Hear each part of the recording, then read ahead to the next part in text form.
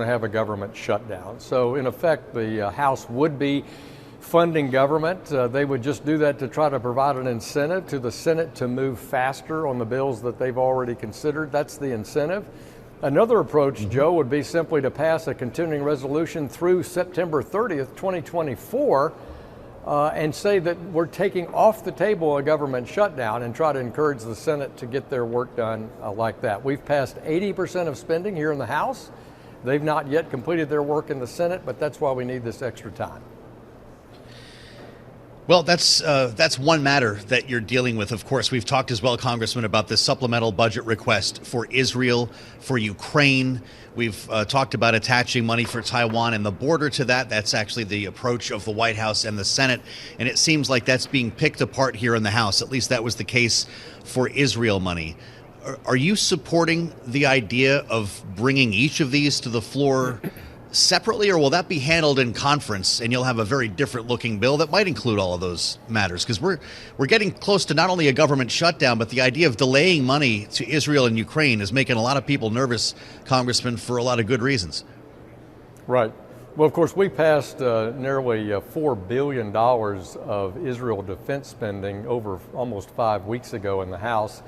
The Senate could have taken that bill up and passed it weeks ago, and we might not even be having this short-term concern about Israel. Last week, you're right, the House did pass the $14 billion request for Israel across the House floor. Strong vote, got 12 Democratic votes with it as well.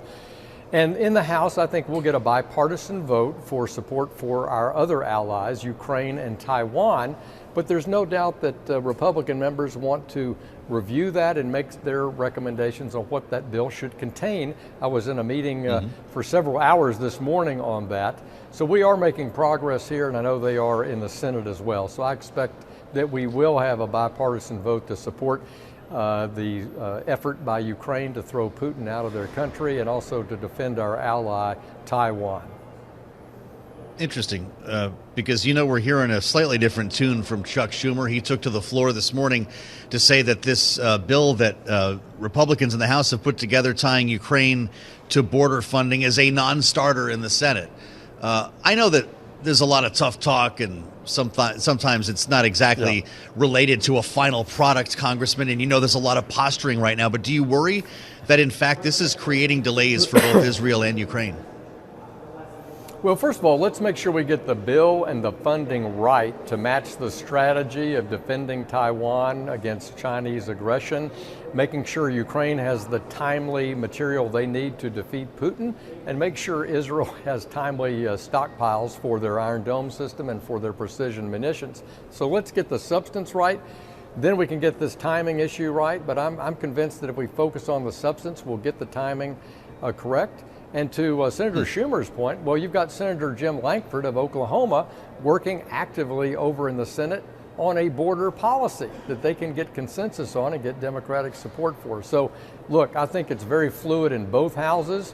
I think both houses are committed to the appropriate amount of funding to defend our allies and their efforts to thwart authoritarian attacks and terrorist attacks.